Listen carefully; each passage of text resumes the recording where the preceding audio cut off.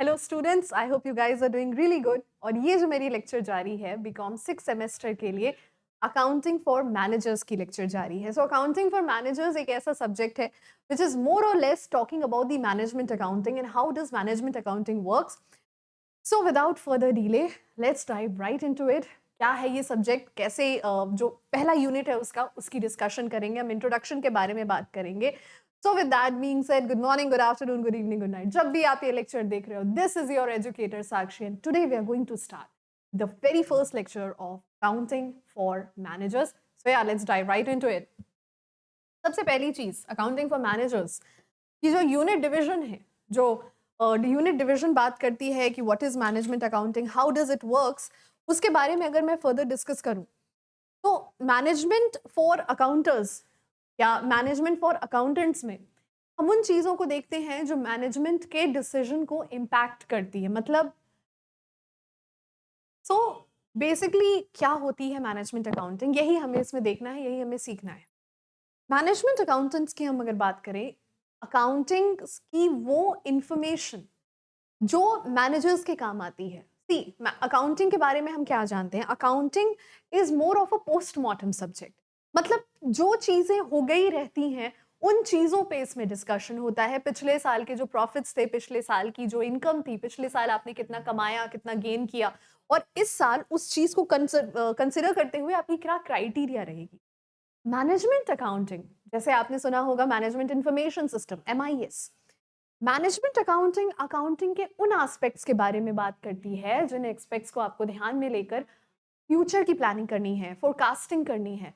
That is what management accounting is all about. ठीक है, सो ये लेक्चर यूनिट 1 की चैप्टर 1 की पहली लेक्चर जाने वाली है, यानी in this very first lecture. और ये एक डेमो लेक्चर है जो आपके वाईटी पे पड़ेगी। इसके बाद के सारे जो लेक्चर्स होंगे वो आपको सारथी बैच पे मिलेंगे। I will come to that also, I will talk about that also, but before going deep into the batches and how you going to purchase it, let's talk about what is management accounting, क्या क्या चीजें आप expect कर सकते हो, किस तरह से ये अकाउंटिंग इन्फॉर्मेशन पॉलिसी फॉर्मुलेशन और डिसीजन मेकिंग में हायर ब्यूरोक्रेट्स को हेल्प करती है। See what's that. Okay, so if we are talking about management accounting क्या है, what is management accounting if I ask? तो one thing जो आपको बहुत शॉर्ट में समझा देगी कि मैनेजमेंट अकाउंटिंग क्या होता है, कैसे काम करता है, वो क्या है। तो management accounting is that aspect of accounting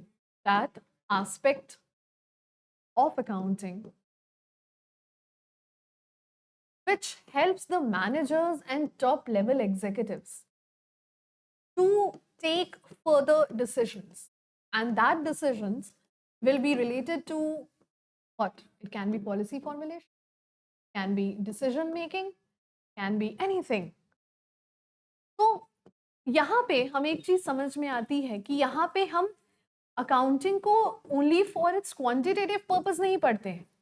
यहाँ पे हम अकाउंटिंग को policy formulation, strategy driving, strategy derivation, decision making के पर्पस से पढ़ते हैं। Let's say for example any company, आप कॉर्पोरेट वर्ल्ड में किसी भी कंपनी को देख रहे हो विच इज डूइंग गुड, तो उसके पीछे एक बहुत ही एफिशिएंट मैनेजमेंट इन्वॉल्व है और मैनेजमेंट के major decisions involve.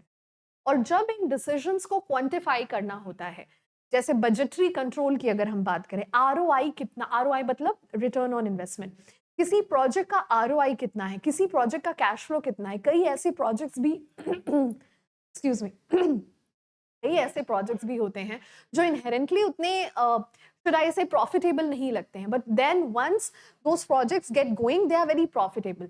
Some projects you also find कि जो रिटर्न बहुत जल्दी देते हैं, बट जितनी जल्दी वो रिटर्न देते हैं उतनी जल्दी वो टेक डाउन भी हो जाते हैं। Some projects do take a very huge amount of time before driving into it. इसको कैटलाइज करने में इतना कैपिटल लग जाता है, even the last penny is completely spent, the proprietors are left with nothing, but when that project comes into existence it actually gives a very good revenue, उसकी ROI काफी अच्छी होती है। ये सारे ही डिसीजंस जो होते हैं अकाउंटिंग फॉर मैनेजर्स में आते हैं। और ratio analysis accounting for managers का एक बहुत इंपॉर्टेंट प्रपोर्शंस होते हैं। कॉर्पोरेट अकाउंटिंग में हमने रेशियो एनालिसिस की बात की भी थी जो आपके पिछले सेमेस्टर्स में थे. तो yes, accounting for managers you will find a lot of ratio analysis जिसमें इसमें इन्वॉल्व होता है. Then you will also find the present value of money and the future value of money. How does the budgetary control defines it. तो all together ये एक बहुत ही corporeal subject है जिसमें you are going to find what are the basic ethics, what are the basic should I say drives, what are the basic foundations upon which any manager, कोई भी manager या कोई भी company की management अपने decision को lay down करती है. This is the entire premise of management accounting, rather than the entire financial and cost accounting, which used to be, as I said, the postmortem subject. It's not postmortem. ये future को लेते हुए future के decisions पर प्रभाव डालता है, impact डालता है. That is what management accounting. Further in this subject हमने एक, जब हमने बात की थी कि मैनेजमेंट अकाउंटिंग क्या होता है, मैनेजमेंट अकाउंटिंग के अगर हम मेजर कैरेक्टरिस्टिक्स की बात करें, what are the major characteristics. Accounting में एक कैरेक्टरिस्टिक्स जो आपको अकाउंटिंग के हर फील्ड में दिखेगा, which is present in every field, जो actually if this is something, this is like the aloo of vegetables. आलू का क्या सीन होता है, वो किसी भी सब्जी में चल जाएगा. So this feature is also the आलू of the accounting, and that is accounting is in science as well as in art. मतलब अकाउंटिंग के किसी भी फील्ड की आप बात करो, you can talk about management accounting, you can talk about financial accounting, you can talk about cost accounting, it's anything. Science and arts. So पहली जो इसमें भी फीचर हम देखते हैं, it is science and arts. Why do we call it science and arts? For very simple reasons, and I think we all know about this. Science में क्या feature है? साइंस में फीचर ये है that there are some established principles, cause and effect relationship. अगर हम gravity की बात कर रहे हैं, so gravity, गुरुत्वाकर्षण हर किसी पे अप्लाई हो रहा है. If somebody doesn't knows about gravity, it's not applying to him, it's not like that. Gravity is applying to everyone. I mean the little kid that just born right now, the very infant, the very toddlers, they don't know about gravity, they haven't studied about gravity, but gravity उन पे भी apply हो रही है. Similarly, when we are talking about management accounting, we are talking about the international financial reporting standards. ऐसी चीजें जो principles जो हर तरह के संस्थाओं में उपयोग की जा रही है. When we are talking about art, तो आर्ट बोलने का क्या मतलब है? आर्ट बोलने का मतलब है it is see experience is something and that can not be replaced by any amount of education. आप एक बार पढ़ाई करके, like you guys, you after graduation, many of you will be going for jobs and looking out for corporate opportunities that are available right there in the market. आप as a fresher एक experienced इंसान, let's say you have the same educational qualification as some of same educational qualifications, maybe you have studied from the same institution, but he or she has an experience of more than 10 years. तो यहाँ पे फर्क पड़ेगा because that experience has told that has tell that person something जिसके लिए हम अभी fresher हैं. हम धीरे धीरे उस arena में, उस field में आगे बढ़ेंगे, then we'll get to know about it. So that is what I'm saying. Science and art, मतलब यहाँ पे established principles हैं. There are education, there is a knowledge, there is a prescribed way of learning things. But then when you are taking decision, जब आप उसमें decision लेने को आते हो, you will definitely have some opportunities जहाँ पे decisions लेनी होगी, और decisions might prove wrong. So they will teach you something. So art means how your experience is impacting the entire decision. और कभी कभी ये डिसीजन बहुत बड़े लेवल का होता है. It is for the entire level of the organisation. आपके एक डिसीजन से पूरी ऑर्गेनाइजेशन पे प्रभाव पड़ना होता है. So how you are going to take those decisions, this is what it is. Okay fine, now moving on further. जो अगला कैरेक्टरिस्टिक होता है, what is that? That is accounting service. What does it mean? Something I think you guys might be hearing for the very first time. क्या मतलब क्या है इसका? Accounting service. Okay, let's talk about what is accounting service. Have we heard about MIS and have we heard about AIS? I'm thinking two things, the MIS and the AIS. Let me just write their full forms. Probably then it will make sense for you. MIS का मतलब होता है Management Information System. And you know what, ये ऐसे words हैं जो आप expect कर सकते हो कि आपको इस सब्जेक्ट में बार बार सुनने को मिलेंगे. The MIS, management information system, and what is the other one? The AIS, accounting information system. Accounting information system. All right, so let's talk about it, what it is. देखो, students, management information system is basically accounting information system is a part of management information system. मतलब MIS के अंदर AIS आता है. AIS यानी accounting information system जो होता है, it is more or less the quantitative data, the data which is expressed in numbers. मतलब संख्याओं का जो डेटा होता है, जो इतने करोड़, इतने लाख, इतने थाउजेंड, वो अकाउंटिंग इंफॉर्मेशन सिस्टम होता है. So when I am talking about accounting information system, it is actually only the quantity of data. It is expressed in numbers. But अगर मैं MIS की बात करती हूँ, so it is actually involving two kinds of data. What are those data? The qualitative data and the quantitative data. इसमें दोनों ही involve होते हैं. Okay. यहाँ पे यही चीज लिखी है that अगर हम MIS के AIS के पार्ट की बात करते हैं, तो whatever we will be studying in this accounting information system is what has been narrated as accounting for managers का सब्जेक्ट. मतलब accounting information system में जो चीजें आती हैं वो न्यूमेरिकल फॉर्म्स में होती हैं और वो अल्टीमेटली जो मैनेजमेंट को सर्व करती हैं as a decision making premise. This is what you will be seeing over here. तो बस इतनी सी बात लिखी है.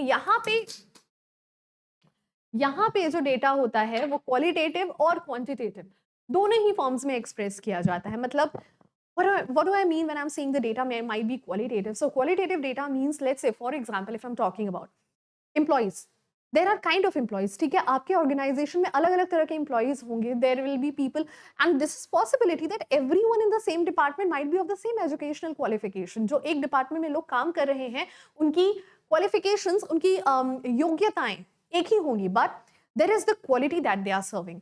Let's say there are 2, 3, 10 BCom graduates. 2 of them are actually giving you that quality work which your organization requires. वो company के ethics को लेके बहुत particular हैं. They are following it very properly. And rest 8 of them, ठीक है, बस अपना 9 to 5 काट रहे हैं किसी तरह. They are just surviving and they are just playing solitaires and free fires on their system. Quality का difference किधर आ रहा है? That is the qualitative data. And you know, when we are talking about in corporate organizations, transfers, promotions किसको मिलते हैं, then it is actually the qualitative data which comes into handy. The HR department, the human resource department, मानव संसाधन विभाग. मानव संसाधन विभाग इन्हीं records के valuation पे ये एनालाइज करता है, इस चीज का विश्लेषण करता है. Which are the people of this organization who actually deserves to be promoted, who deserves to be transferred, who deserves to have a team under them, who can be a team leader. तो qualitative data and quantitative data दोनों ही तरह के data, एक जो काम की quality और efficiency को दर्शा रहे हैं और एक जो नंबर्स को दिखा रहे हैं. They are expressing the data in form of numbers. It can be the sales of the company, it can be the products manufactured, it can be how much you have to invest in your advertising campaigns, in your marketing campaigns and all the different kind of sales promotions that are going on. वो numbers को दर्शाने का काम करते हैं और यहाँ पे quality को दर्शाया जाता है. So yes, it is both. It is serving. I mean what I said, मैंने बोला ये AIS है and this AIS is actually serving. It is what doing what? It is actually serving the MIS. And what we are studying in this subject is actually about the AIS system, right? Okay, I think we have discussed enough about the second one. अगला देखो, what is the third feature? तो जो तीसरा feature है वो कहता है that it is an integrated system.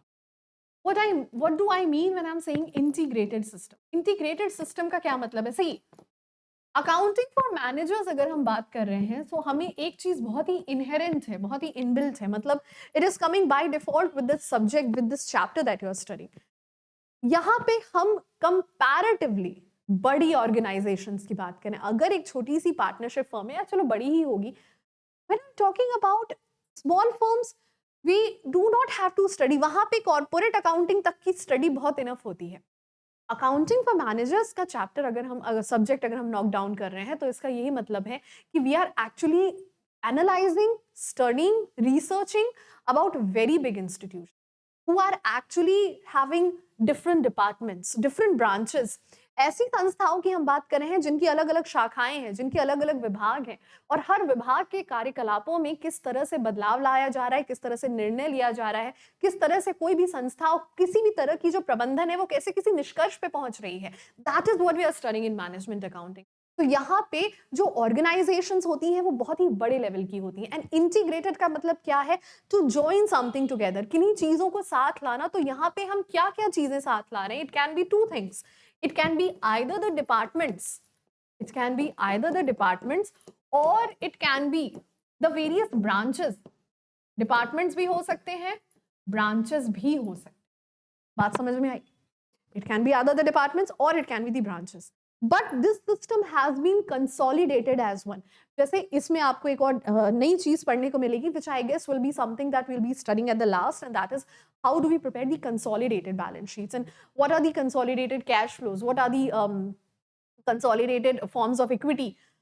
ये consolidated बोलने का मतलब है कि संस्था है, उसकी कई सारी शाखाएं हैं, उन सारी शाखाओं के जो डेटा हैं उनको कलेक्टिवली लाके हम जो डेटा रिप्रेजेंट कर रहे हैं, that is what we will be talking about. Fine, आगे बढ़ सकते हैं इसमें, and just let's talk about the fourth point, which is it is more concern with the future. I think इसमें मैंने काफी डिस्कस कर लिया है जब मैं इसके शुरुआती पॉइंट्स को डिस्कस कर रही थी कि किस तरह से मैनेजमेंट अकाउंट जो है, किस तरह से मैनेजमेंट अकाउंटिंग अलग है आपकी फाइनेंशियल अकाउंटिंग से। तो इसकी बात मैंने कर ली थी that it is more futuristic. जो भी गोल्स होते हैं वो ज्यादा फ्यूचरिस्टिक होते हैं, फ्यूचर में प्रेजेंट किए जाते हैं। After that what is the other thing? It is of selective nature. हर जानकारी आपके लिए काम की नहीं है। Not every information is useful for it. Some information is of selective nature. कुछ जितनी इंफॉर्मेशन फ्यूचरिस्टिक है उतनी ही इंफॉर्मेशन को हम एक्सट्रैक्ट करते हैं, बाकी इंफॉर्मेशन को हम एक्सट्रैक्ट नहीं करते। So some data is what? Some data is of selective nature. Okay fine. उसके बाद there is more emphasis on element of cost, more emphasis on element of cost. Cost के एलिमेंट पे आपको ज्यादा एम्फेसिस इसमें देखने को मिलेगा। कॉस्ट के एलिमेंट पे ज्यादा एम्फेसिस देखने का क्या मतलब है? See there are two ways in which आप अपने प्रॉफिट्स को मैक्सिमाइज कर सकते हो। It can be either you can increase the selling price of the goods, और the next one can be what? You can minimize your expenses. But when you're minimizing the expenses, you have to take care of one thing, that you're not sacrificing with the quality. आप खर्चों को कम कर रहे हो, बहुत अच्छी बात है, पर यहाँ पे अगर आपके प्रोडक्ट की क्वालिटी सफर कर रही है, देन इन दैट केस आप कंपटीशन से बाहर हो जाओगे। तो आपको एक्सपेंसेस को भी कम रखना है, क्वालिटी को भी मेंटेन करना है, मार्केट में भी बने रहना है, और कैप्चरिंग भी करनी है। You have to increase the kinship of your product, the market share, the more autonomy you can have over the market. And अगर आप ऐसे पिनाकल पे पहुंच पाते हो, पिनाकल मीन्स ऐसी पराकाष्ठा पे पहुंच पाते हो जहां पे you are actually able to manipulate the market forces, that is demand and supply, then in that case you are actually formulating better decisions. You are not actually predicting the market, you are controlling the market. And that is what ultimately a successful management is looking for, कि हमारी देखो monopoly में कुछ गलत नहीं है until and unless आप restrictive trade practices में involve हो जा रहे हो. So you can do everything which you need to do in the very right way with the ethics and corporate governance, which I think is your one more subject. I think it is. तो वहां पे भी हम क्या सीखते हैं कि ठीक है, प्रॉफिट को अचीव करने के चक्कर में गलत रास्ते पे मत जाओ. If you have any good way, you can do your best, do your best, and stay like a healthy, make it a healthy competition. And then out of that competition, if you are emerging as a monopoly, then it's very good. मतलब you actually had the caliber to control the market in the best ways possible. उसके बाद अगली जो बात है, that is the cost and effect analysis. Well, यहाँ पे हम लोग चीज़ों को ratio analysis के sense में देखते हैं, that how the cost and effect analysis will actually impact business. So yeah, we can just talk about the ratio analysis, return on investment, returns on capital employed, how much earning per share a shareholder is getting. ये सारी चीज़ों को यहाँ पे देखते हैं. So yeah, that's fine. And what are the various scope of financial accounting, management accounting, if I'm talking about, कि अगर management accounting है तो किस तरह से ये मार्केट में हेल्प करेगा? Management accounting, how is it going to help in the market? Let's see. Management accounting, सबसे पहले इसकी जो रूट्स हैं, जो जड़ें हैं इसकी, वो वित्तीय लेखांकन यानी कि फाइनेंशियल अकाउंटिंग को बिलोंग करती है। उसके बाद लागत लेखांकन को बिलोंग करती हैं, which means the cost accounting. तो management accounting is integrated as we have done in the features, जो कि मैंने आपको पढ़ाया कि इंटीग्रेटेड है, मतलब इसमें अकाउंटिंग के और भी डिसिप्लिन हैं जो शामिल होते हैं। One more very good feature of it कि जिसको सारा कुछ समझने के बाद, और इसीलिए शायद आपको ये 6 सेमेस्टर में मिला है, because by now the universities assuming कि हमने फाइनेंशियल पढ़ा दिया, हमने कॉस्ट पढ़ा दिया, हमने कॉर्पोरेट पढ़ा दिया, अब बच्चा कर लेगा, that is what they are assuming. So yeah, then we have what? Then we have the financial accounting. The financial accounting. Okay, fine. What else do we have? We have budgeting and forecasting. Budget में सबसे ज़्यादा important role जो यहाँ play होता है वो budgeting में ही होता है. Then we also have inventory control. Inventory control में भी आपको देखने मिलता है that management accounting is doing pretty great. Is helping you out. So yes, management accounting उसमें भी हमें use में देखने मिलता है. What is the next? Let's see. तो स्कोप में भाई इसमें काफ़ी कुछ होता है. हाँ, there is one more thing, reporting में भी इसका इस्तेमाल होता है. What do we mean by reporting?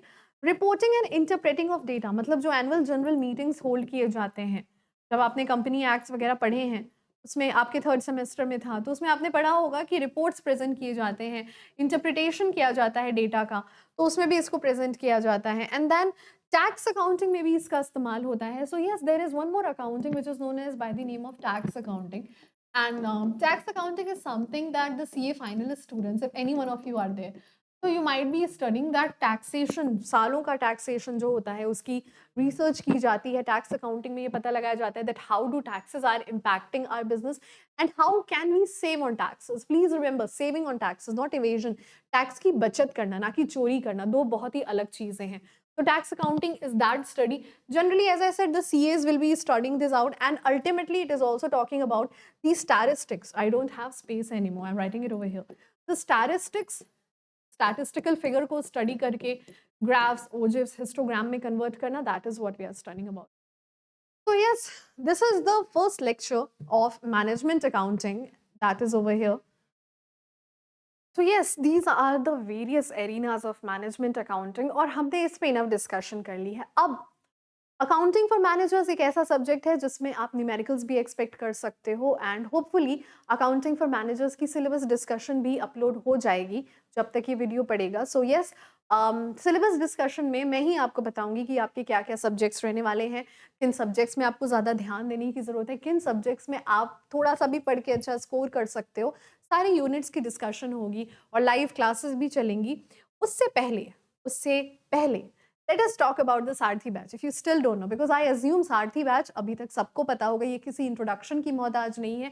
But yes, Sarathi batch हमारे टारगेट गुरुकुल के ऐप पर आपको एक बैच मिलता है बीकॉम 6 सेमेस्टर में, जिसमें सारी ही सब्जेक्ट्स पढ़ाई जाती हैं. हमारे फैकल्टीज की एक्सपर्ट टीम मौजूद होती है, जिसमें मैं हूँ, सिमरन मैम है, और ऑल्सो अमृत सर भी.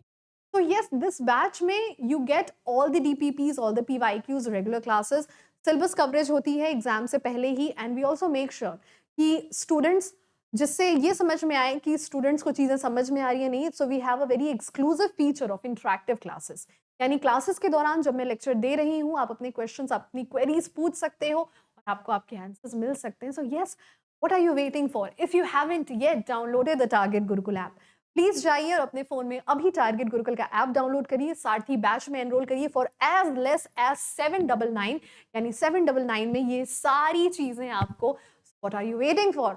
We'll meet hopefully in the live sessions. तब तक अपना बहुत अच्छा ध्यान रखें, and I'll see you guys in the next one, hopefully in the live sessions yet again.